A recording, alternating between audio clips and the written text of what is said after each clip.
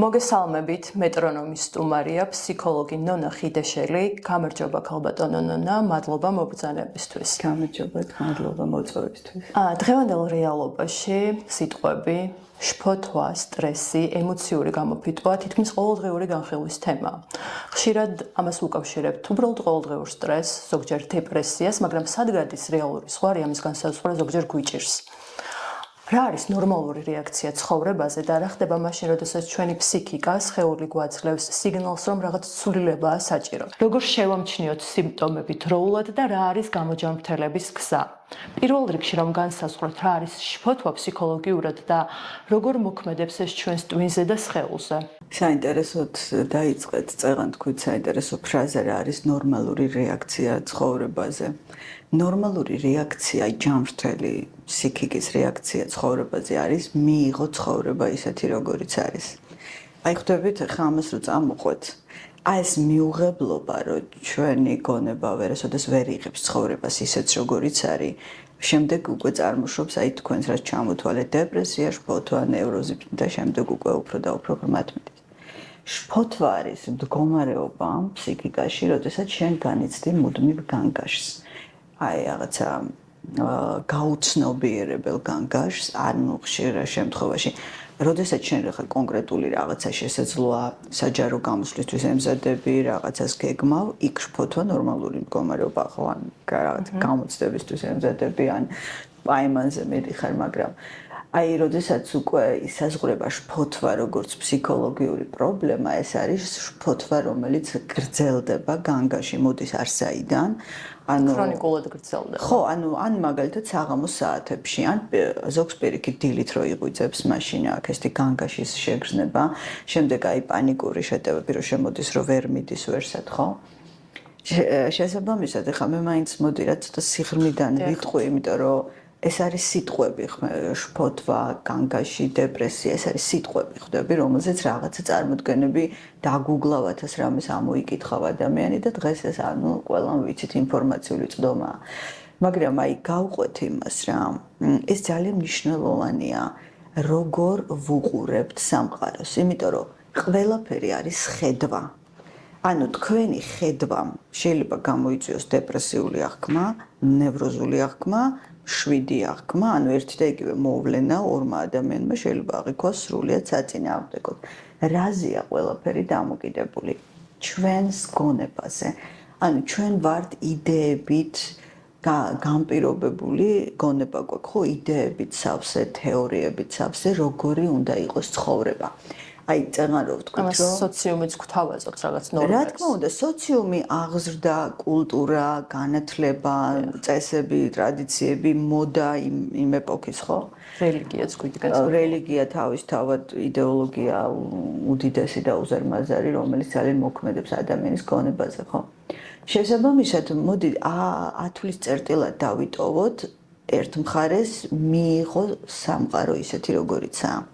და როდესაც არ არის ეს მიღება, მე ხდება აი ესეთი ტიპის შფოთვები და დეპრესიები. ხა ეს ფსიქოლოგიურად როგორ მიდის გონებაში.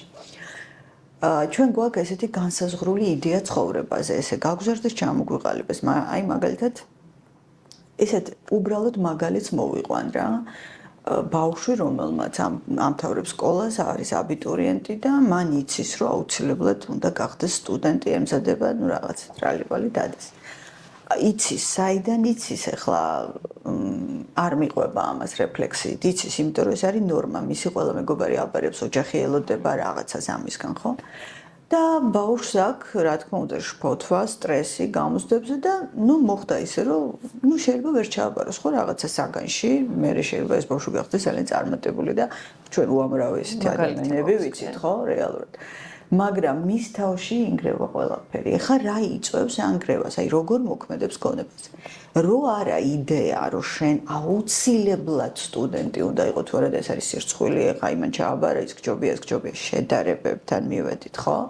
მივედით აი კლასიკური გაგება, ესე იგი ცხოვრების, რომელშიც შენი არაფერი არ არის, იდეების დონეზე და შეჯიბრის დონეზე, ხო?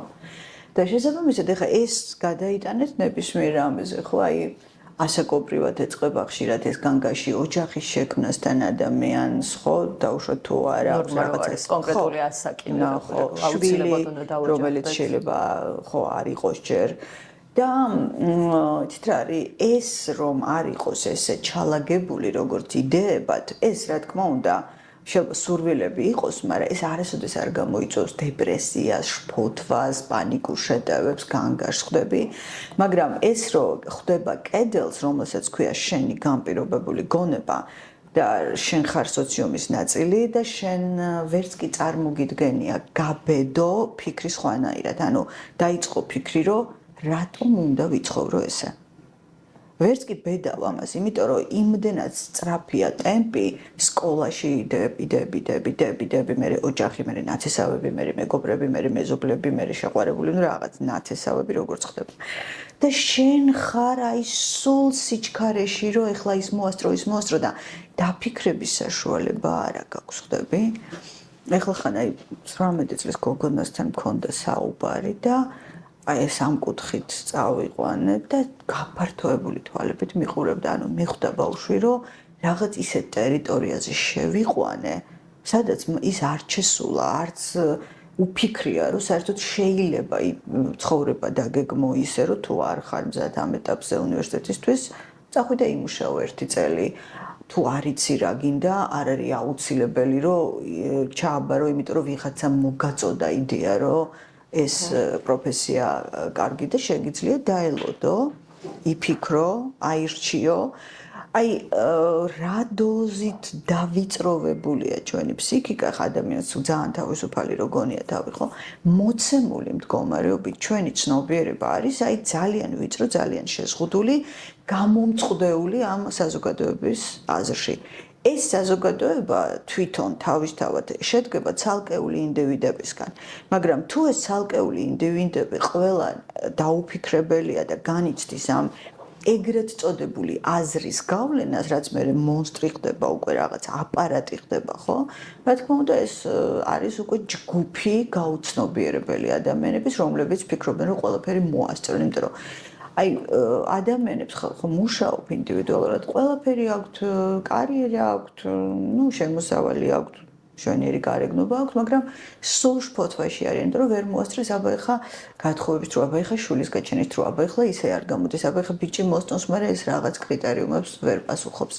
აი სანამ ეს ბოდვა არ დასრულდება, რომ ყველაფერი არის იდეურად გამზადებული თავში, ჩვენც ხო ვიყავით პატარები, ვიცით ხო რეაქცია რა იყო, თან თუ სკოლაში სწავლობდი, რას ქვია არაფერი, როგორ არ იცი რა გინდა, რატომ უნდა იცოდეს 17 და ან როგორ უნდა იცოდეს 18 წლის ბავშვმა რა უნდა.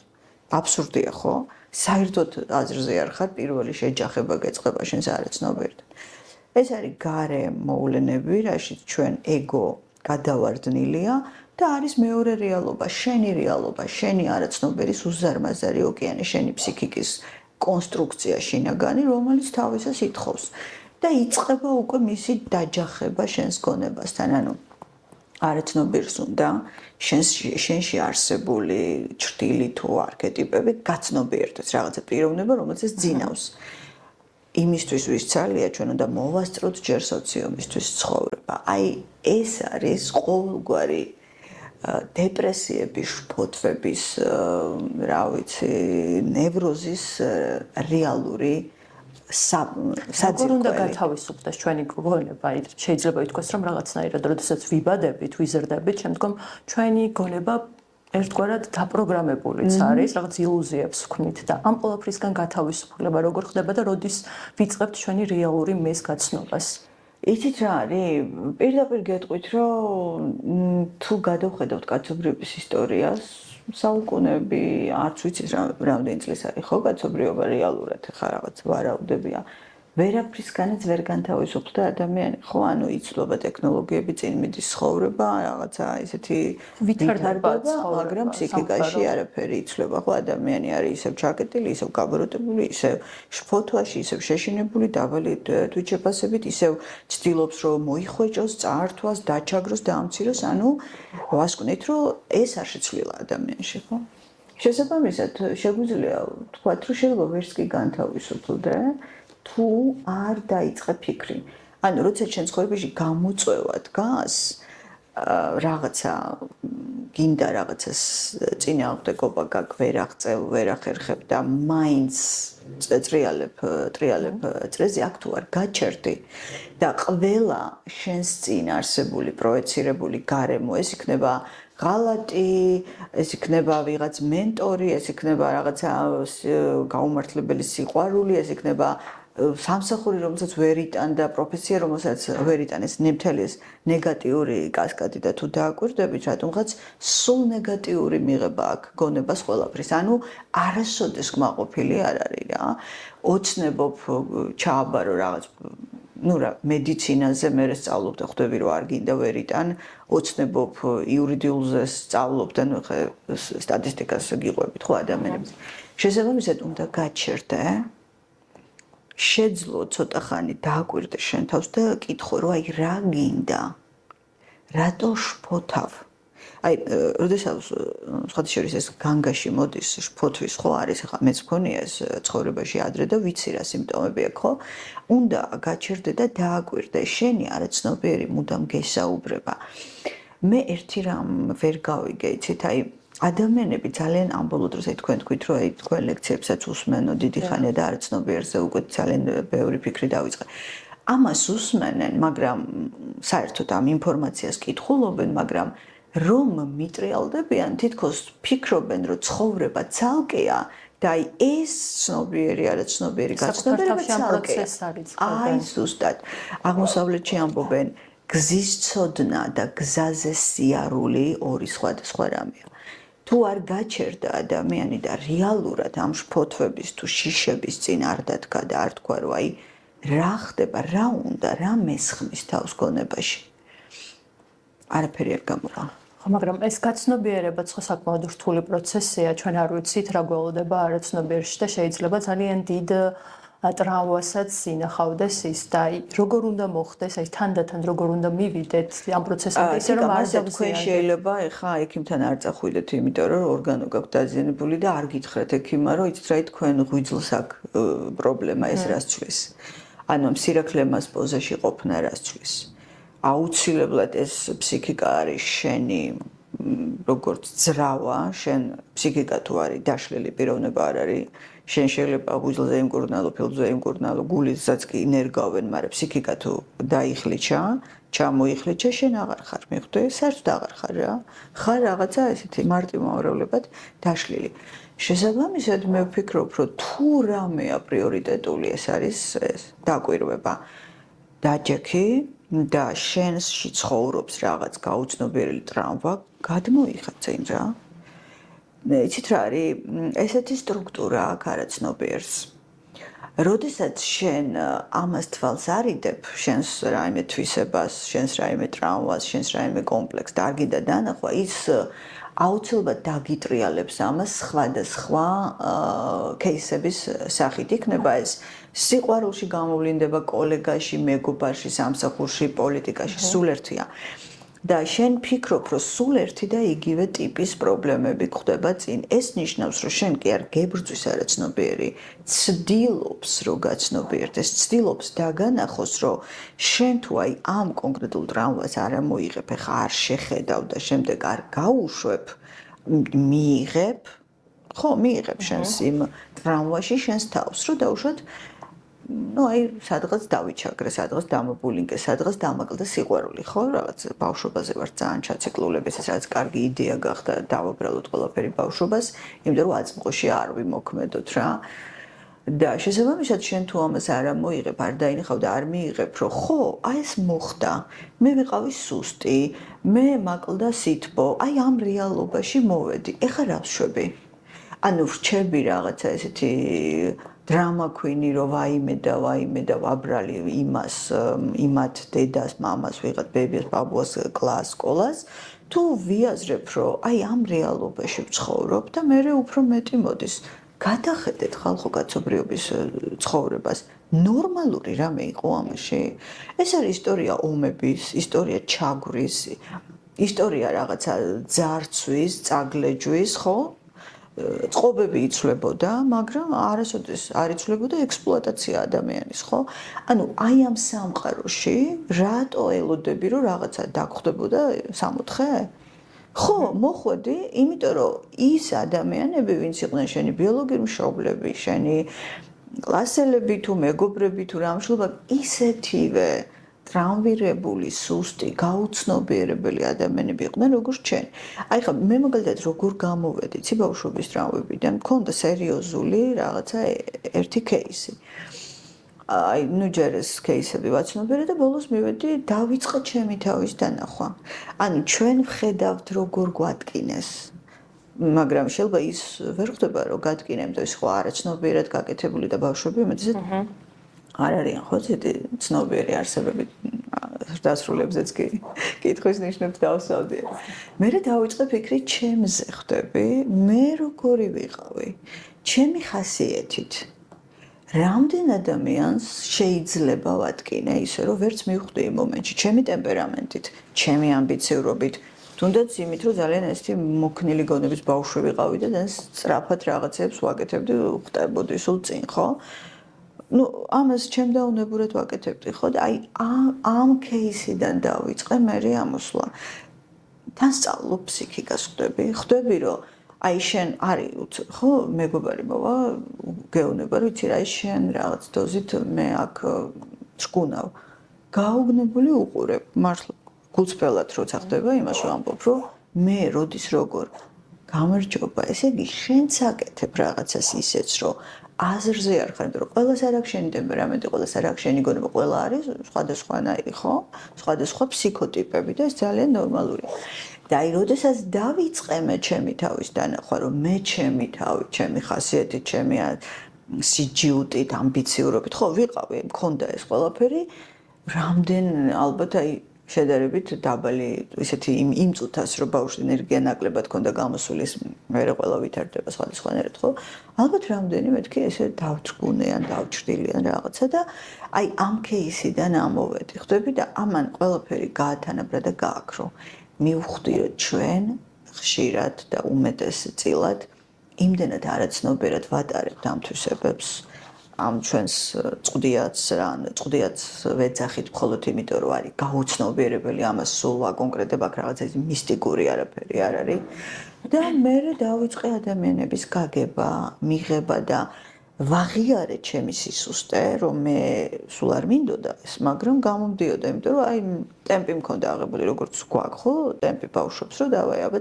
წავედით წინ ვიღოთ პირველები და უკვე დავიწყე ადამიანების ესე დანახვა და მივხვდი რომ იქნებ ის ჩემი დედა, ჩემი ბებია, ჩემი მასწავლებელი, ჩემი კლასელი თუ მეზობელი კაცმა არ იცის რა ბექგრაუნდით მოდის და რა ტრამვით მოდიოდა ხა სად არის ეგრე რომ შვილები გავაჩინოთ მაშინ როცა ვარ ჩამოყალიბებული ეს აბსურდის თემაა ხო ჩვენ ეს მით უმეტეს ჩვენაირ ტრადიციულ ქვეყანაში ეს ვალდებულებაა რომ 19-20 წლის ასაკში ნუ მაშინ ყოველ случае როცა მე დავიბადე შვილი უნდა ყოლოდა თორე რაღაც ისე გიყურებდა სოციუმი ხო და აი ამ საკუთარი თავის დანახვა და მე ამას წავყევი და წავყევი ჩემი თვისებები, ჩემი ეგო, ჩემი ამბიციები, მე ჩემს ოცნებებს დავაკვირდი, ხვდები და მივხვდი რომ ჩემს ოცნებებში მარტო მე ვიყავი თავი პერსონა. ანუ მე უნდა ყოფილიყავი ყველგან კარგად, ყველგან პირველი, ყველაზე ლამაზი, ყველაზე ჭკვიანი. ახლა ამის აბსურდს რო ხედავ, მე ხვდები რომ იმის ოცნებაში ზუსტად იგივე სცენარი მუშაობს და სად არის ეგრე 8 მილიარდი ადამიანია მგონი დღევანდელი მოცემულობით, ხო, სად არის ეგრე ყველაზე, ხო? ანუ ჩვენ არ გვაქვს რეალობის განცდა.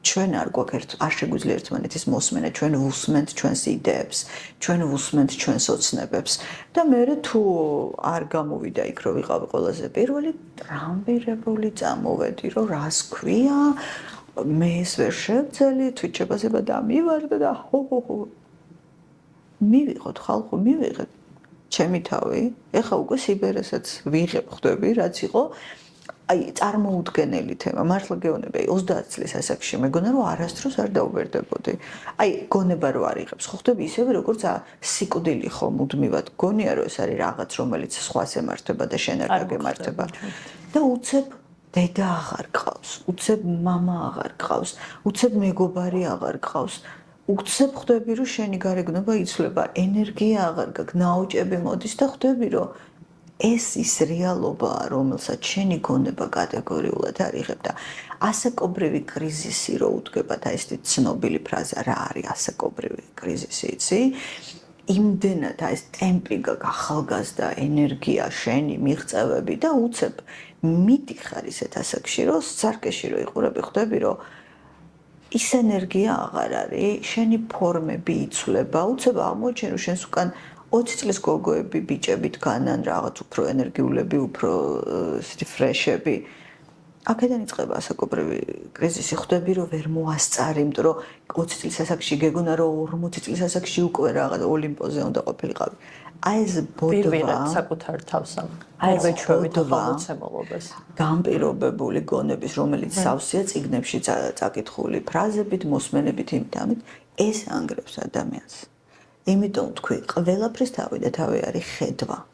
შენ თუ მოიხსნე ამ ნაცრი ვარდისფერ სათვალეს და რეალურად შეხედავ სამყაროს, შენ ხვდები, რომ სუსტიც ხარ, ხშირად უკონტროლო ემოციებიც გაქვს, ხშირად გაუაზრებლად ცუდს ფიქრობ ადამიანზე და ვერც კი ხსნი რატო, ნუ მე უნდა მიყვე მაგას რატომაც. ხშირად არც ენერგია გაქვს, არც ისეთი არ გამოგდის ყველაფერი გონებაში, როგორც მეორე ადამიანს. ეს რეალობაა, ხვდები? და ამ რეალობის გაცნობიერებით და მიღებით სამყარო მომენტალურად იცვლება. აი მაშინ ხდები რეალურად ჰუმანური ტიპი. აი ემპათია ნამდვილი მაშინ მოდის. იმიტომ რომ შენ ხვდები რომ როგორც შენ გიჭირს, ისე უჭირს ყველას. თქვენ ბავშვობაც ახსენეთ და ფსიქოლოგებისთვის, ძალიან ბევრი ფსიქოლოგი თვლის, რომ ეს არის განვითარების ყველაზე მნიშვნელოვანი პერიოდი, როდესაც ყალიბდება ჩვენი ფსიქიკა. და ამ პერიოდში ძალიან დიდი მნიშვნელობა აქვს იმას, თუ როგორ გარემოში ვიზრდებით, რა როლებს ვირგებთ, რა ხდება ჩვენს ირგვლივ, ჩვენს ოჯახში და შემდგომ ეს დასრულ ასაკშიც იჩენს თავს, თუ როგორი რეაქცია გქონდა კონკრეტულ სტრესზე. აი შფოთვების შემთხვევაშიც როგორ განსაზღვრავს ბავშვობა ჩვენს შფოთვებს? ბავშვობაში ყალიბდება ზუსტად ის განპირობებულობა, მე რაზეც ვისაუბრე და თუ ის განპირობებულობა დამყარებულია მუდმივ დაუცველობაზე, მუდმივ ძალადობაზე, მუდმივ უნარობის განცდაზე. ხვდებით ახლა რა кейსით ხვდებით, აი შენ რა ესეთი კონცეპტით ხვდები რეალობას, რომ უკვე შენში წავიდა ეს კომპლექსი, შენ ფიქრობ, რომ არავინ არ გიცავდა, შენ არ გქონდა ემოციური მხარდაჭერა, თუ ამ кейსს რო გავუყვეთ რა. იმიტომ რომ ვიღაცა ბავშვი რაღაცა რომ მოხდებოდა, მშობელი მოდიოდა, ალაგებდა, ძლიერი იყო, შენს უკან არავინ იდგა, პირიქით გეუბნებოდნენ, რომ შენი ბრალია. დაუცველობის თემა. ბავშვი, რომელიც ხედავს, რომ ოჯახში არის კონფლიქტი, სულ ჩხუბი და ამისთვის არავის არ ცალია, იმიტომ რომ უფრო ხა ამას ბავშვს არ შეუძლია განსაზღვროს, რომ რა არის ფსიქიკა და მისი მშობელი შეიძლება ბიოლოგიურად დიდია, მაგრამ სინამდვილეში ისიც რაღაცაა ტრავმების შედეგია, ხო? და შესაბამისად ესეთი შესაძლოა ჩამოყალიბდეს მოდელი, რომ სამყარო არის შენი მტერი, შენ ხარ დაუცველი და აი შენ უნდა იყო მერე ირგებს ადამიანი აი ეს მლიქნელის როლს აი რაღაცა გვერდიდან როგორ გამოვიდეს ჩუმი ბოროტება როგორ გააკეთოს, მაგრამ ეს არის თავდაცვა, ხვდები? რო ხდება, რომ აი მე ღიად ძალა არ მაქვს, დამცველი არ მყავს, მაგრამ დედას გიტირებთ ახლა, ხო? ეს ხოთი სერიული მკვლელების სტატისტიკა, მაგათი ბიოგრაფიები რო წაიკითხოთ, უმეტესობა არის უმძიმესი ბავშვური რაღაცა ძალადობის და იმის, მაგრამ ნუ მე ვიღებთ, რასაც ვიღებთ, ხო და შემდეგ ეს ჯაჭვი აღარ ჩერდება, ეხლა ეგ ფსიქოლოგებს აინტერესებთ, იქ რა кейსი იყო, მაგრამ ეხლა მსხვერპლს ეგ აღარ აინტერესებს უკვე ეხლა იმას რა ტრავმები ქონდა, ხო? და შესაბამისად, როდესაც აი ნახეთ რა სირთულეს წინაშე ვდგავართ აქ რეალურად თუ გაინტერესებთ. მეორე თემა კიდე რამდენად მოქნილი და მდგრადია ფსიქიკა. ეს რაღაც მართლა არის რაღაც თანდაყოლილი, ხვდები? იმიტომ რომ დავუშვათ ბავშვობა არ გამოვიდა. ნუ რა ვქნათ არ გამოვიდა, ხე გარ არის შენი პასუხისმგებლობა, ხო, იმ შობელს რაღაცა არ გამოვიდა, აერია თავში და აერია რაღაცები, ნუ ვერ შეძლო გაექცათ რომ. და ახლა გაიზარდა. აი ხა რას შვები? რჩები, გადადიხარი მანიაკის წეღან, რაც ვთქვით, რომ აი ჩუმად ყველა დააზარალო, იმიტომ რომ გეზიზღება ყველა და ყველაფერი.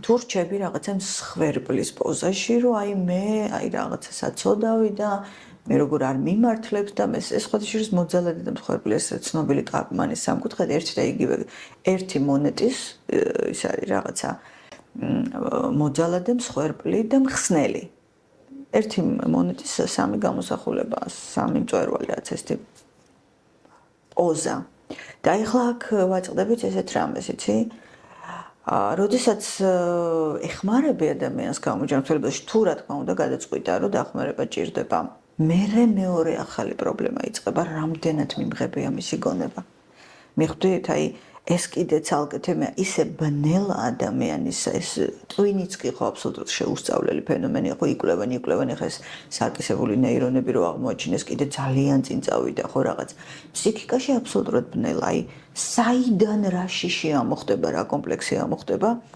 აზერ ხარ აი ადამიანი მოსულა და უთქვამს აი ცხოვრებაში არ ვიცოდი რა არის ეჩვიანობა აი რაღაც 30 წელი და უცებ რაღაცაზე გავგიჟდი აი შევიშალე შევირყიე შემოდის განცდა რომელიც მართმევს ყველაფერს ცხოვრებას ხო ანუ ცხოვრობს რაღაც შენში რომელსაც უბრალოდ დრო ჭირდებოდა რომ პროექციით გამოსულიყო ანუ ვიღაცას ეს უნდა გაეაქტიურებინა ყველაფერი არის პროექცია ანუ ჩვენში ცხოვრობს სამყარო გარეთ ის რაღაცა უნდა აირეკლოს ამიტომ ვამბობთ რომ სოციუმი ძალიან მნიშვნელოვანი ადამიანის განვითარებისთვის ყველა ადამიანი თქვენ ცხოვრებაში მოსული არის სარკე და ამ პრინციპს თუ მიუყვებით ეხა აი სიღრმისეული ფსიქოლოგიის ის მშობელიც არ იყო შემთხვევით თქვენ ცხოვრებაში ეგეთი ხდები ის ცუდი თუ ბოროტი თუ მოძალადე მეგობარიც არ იყო შემთხვევი მას ზუსტად უნდა შეერყია შენში ის მხარე რაც ყველაზე მეტად გაქვს გასაცნობიერებელი აი აქ იწყება უკვე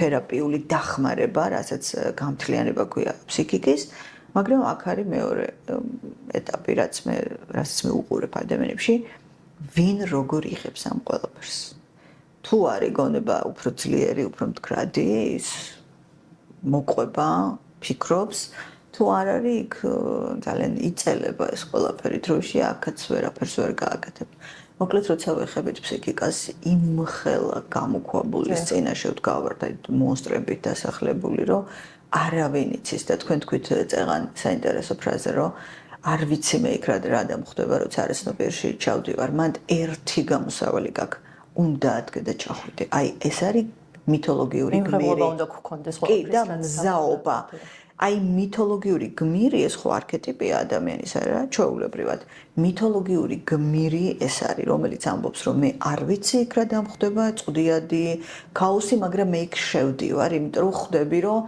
ამ გამოქვაბულით გადის გზა თქვენ მითხარით როგორ უნდა იპოვო ჩემი თავი სადაც მე ვიპოვე ჩემს თავს იმიტომ რომ ამ მონსტრებთან შეხვედრით შენ ნელა იძარცვები ამ ყალბი გამპირობებული რაღაცა ესეთი შეტენილი ნიღბებისგან რა რომელიც კულტურამ სოციუმ რელიგიამ იმან შეგდენა ამის გარეშე გზა არ არსებობს და ეხლა თქვენ გადაწყვიტეთ ვინ გაბედავს შევა ვინ ვერ გაბედავს შევა და ისევ იქ დავბრუნდებით თუ გადავხედავთ კაცობრიობის ისტორიას რომ დიდი არაფერი შეცვლილა ადამიანში ვიტყვით რომ ძალიან მცირედი ახერხებს ამას სამწუხაროდ შეიძლება ითქვას თუ არა რომ დეპრესიაში ფოთვები არის გენეტიკური რომ როგორ გარემოშიც ვიზრდებით ის შემდგომ ჩვენზეც ახდენს გავლენას ქცევებით ну არა პირდაპირ გენეტიკური გზით არამედ ქცევებით რომელსაც სწავლობ იცით რა არის გენეტიკურიც არის მაგალითად აი მე ძალიან გავარ მამაჩემს გენეტიკურად აი ემოციური და ენერგიული მამაჩემი როგორიც იყო ძალიან ფიცხი ტიპი იყო მე მაგალითად ძალიან გავარ ხასიათით მამაჩემს აი ჩემი და მაგალითად დედაჩემს ანესტი მოზომილი, ჩაკეტილი, შეუძლია ყველაფერი გააჩეროს. აქ კი ბატონო არის გენეტიკა. მაგრამ მეორე თემაა, რომ აი ადლერი ამბობდა, რომ ცნობიერებას გენეტიკის შეცვლას კი შეუძლია ხასიათში. მეორე თემა, ეხა მე ამ გენეტიკასთან რას ვაკეთებ? მე ხშირად დამიჭერია ჩემი თავი, რომ გავარ მამაჩემს, აი მამაჩემს ქონდა სპონტანური რეაქციები, უცებ გაგიჟდებოდა და მე 5 წუთის მერე ეს ლა მშვიდად იყო. ხოშურს ამან ძალიან კარგი ერთი ქონდა რომ აი მამაჩემი გარდაიცვალა დაავადებების გარეშე ანუ უშვებდა გარეთ ხვდები რეაქცია არ ქონდა დედა ყველაფერს აკავებდა და დედას ინსულტი დაემართა 67 წლის ასაკში შეკავებულმა ენერგიამ ვეღარ შეძლო მაგრამ ეხა ნახე როდესაც ვიჭერ ჩემ თავს რომ აი უცებ რაღაცაზე უნდა გავგიჟდე ეგრევე მოდის აი შეგრძნებაც კი მაგ ნახე სომატიზაცია როგორ ხდება. აი მგონია რომ ცეცხლი მიკიდია მუცელში. ეს სულის დრაკონი მახსენდება ხოლმე. ახაც რომ გააცხელებს აქ და მე იცი რა მაგრა გავს ამ შეგრძნებას. იცი რამდენჯერ დამიჭერია, აი როცა გაცნობიერება დავიწყე და უცებ აი სტოპ ნონა ვეონები ჩვენ და გაქვავდი და ვიწყებდი დანახვას აი აქ ცეცხლი და ამ დროს რო იცი როგორი არაადეკვატური ხდები, იმდენად კარგავ შიშის განცდას, რომ შეიძლება გადაუარო უბრალოდ შენს წინ ადამიანს ჩვეულებრივად, იმიტომ რომ ეს არ ვიცი რა ხდება ამ დროს ორგანიზმში, მაგრამ ეს შიში ქრება უბრალოდ რა, საერთოდ კარგავს გონება, გონიერების ჩემი აზრით რაღაცა წერტილებს. მე იწყება გაცნობიერება. ხმე ჩემი მაგალითები ტყვები სულ, იმიტომ რომ მე ვარ ადამიანი, რომელიც ამ გზაზე მე ვეძახი ჩემ ადამიანს, რომელიც თავის გზას ეძებდა მთელი ცხოვრება. მე რასაც ვყვები ლექციებში, ვყვები ჩემს განვლილ ცხოვრებას, ჩემს განვლილ გამოცდილებას და ამიტომ ჩემი მაგალითები ხშირად მომყავს ხოლმე. და მე შევცვალე. ნახე? ყოველი ესეთი აი ეს უცებ რო რაღაც ემოციურად რაღაცაზე გავგიჟდებოდი, დავიწყე დაკვირვება. ჯერ დავინახე სომატიზაციას გაცხელება მუცელში, მე დავინახე გონება როგორ გიჟდებოდა, უცებ კარგავდა. აი როგორი კარგება იცი, წამში შინაური გარეული ჩემი შენი არავინ აღარ გინდა რა, გინდა უბრალოდ მოწინააღმდეგე გაანადგურო და მორჩა. დავიწყე ამაზე დაკვირვება, ხვდები? თორე კი ბატონო, გენეტიკურად ეს იყო, გენეტიკურად არის ხასიათი. მაგრამ შენ უკვე უნდა დაიწყო ამის დალაგება. უნდა დაიწყო აუცილებლად, დაიწყო გაცნობიერება ადამიანს, რომელიც ჩაკეტილი, იმან უნდა დაიწყოს გამოტანა და ლაპარაკი და თქვას, წყნარად, მაგრამ თქვას, რომ ეს არ მომწონს, მე ეს ჩემთვის აქ დედლაინი გადის, ეს წითელი ხაზებია, ეს არ შემიძლია და ვინც ეს გიჟია და რაღაცა ჩემსავით და უცებ გიჟდებოდა, იმან უცებ დაითვალოს 10-მდე თავში, დააკვირდეს და მე დაიწყოს საუბარი ამ თემაზე, იმიტომ რომ მე ჩემ თავს ვეუბნებოდი, ნონა აბა სტოპ, შენ სამყაროს ცენტრი არ ხარ, გაჩერდი, მორჩა. და უკვე იცლება, ხვდები? ეგ არის საკუთარი თავის ფლობა, აბა რა არის საკუთარი თავის ფლობა, ნიშნავს, რომ ჩემი ემოცია ჩემზე წინ დღეს ვეღარ წავა, ხვდები? დღეს აღარ არის ესე, რომ ემოცია ცალკე იყოს, გონება ცალკე იყოს, სურვილი ადრე როგორც ვიყავი. ეხა ვარ ერთი გადაწყვეტილება. აი, ჩემ თავს რო ვეტყვი, ეს ესე იქნება, მორჩა. ანუ ეს შესაძლებელია, ხო, ხაზები აღარ არის გონებაში, მოდის გონიერება, რომელიც ესე აღარ გაჩვენებს მოწინააღმდეგეს, რომ შენი მის დაწვა და განადგურება გინდა. პირიქით, ყველა кейსში იწყებ იმ ადამიანის დანახვას, ხო? რამ გაუკეთა პროვოცირება, რატო მოიქცა ესე, როგორც მოიქცა და მე შენი გადასაწყვეტია ჩახსნი თუ ეტყვი თუ ნახვამდის თუ გამარჯობა, მაგრამ ყველაფერი შეიძლება საუბრით ან დაალაგდეს, ან დამთავრდეს.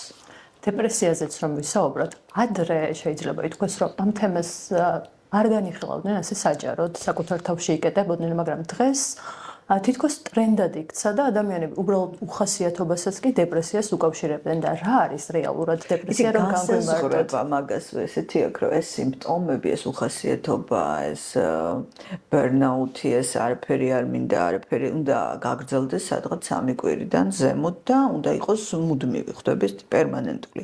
აი დეპრესია უკვე ეს არის დიდხანს რო გრძელდება და უკვე რო ხვდები რომ ვეღარ ერევი რა, ის ძიმე ფიქრები. შეიძლება თუ არა რომ ადამიანს არაფერი ეტყობოდეს გარეგნულად, მაგრამ შინაგანად ამ მდგომარეობაში იყოს. იცით რა არის, ახლა მე მაგალითად ვატყობ, აი თვალები ქრება.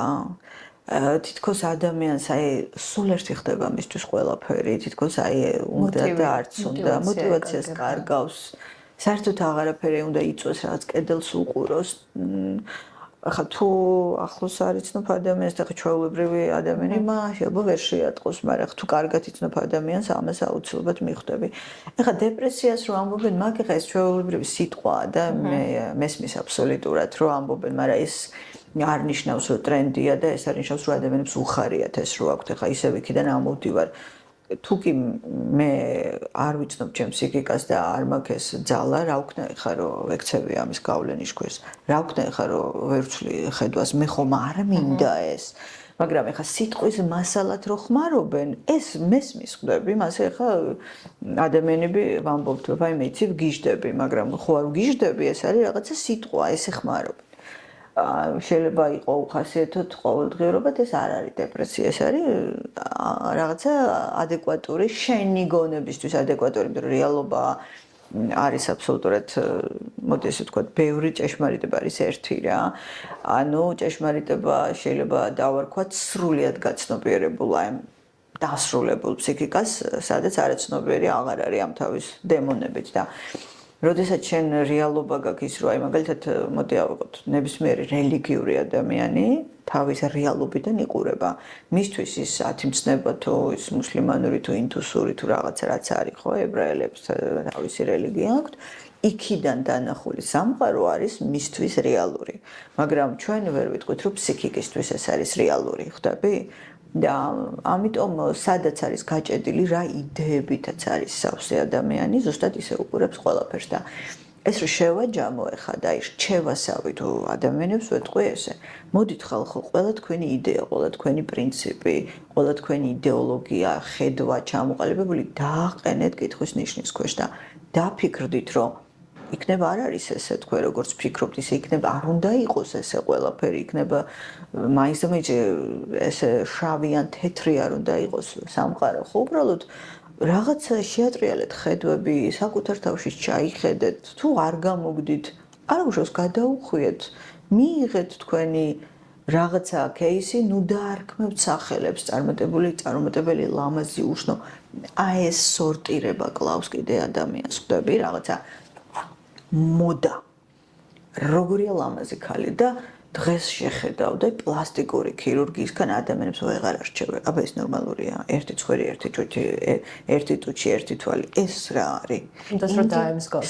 სტანდარტებს რატო? ვიღაცამ ჩათვალა რომ რაღაც ადრიანა ლიმა ან მონიკა ბელუჩია ყველაზე ლამაზი და ყვაჰა ყველა გაგიჟდა ეხა. ის ერთია მონიკა ბელუჩი. შენ ხარ ერთი ხდები. ცვლის საკუთარი თავის ახმას. აი მაგ ზედაპირზე რო ხარ აი რანაირად დაიცავ თავს ან დეპრესიისგან, ან ნევროზისგან, ან შფოთვისგან, ან პანიკური შეტევებისგან. ხალხო ის უნიკალურია იმით რომ არის ის. შენ უნიკალური ხარ იმით რომ არის შენ და ვიღაცა სულელი თუ დაწერს რომ ვიღაცაზე მაგარია, რატომ იჯერებ ამას?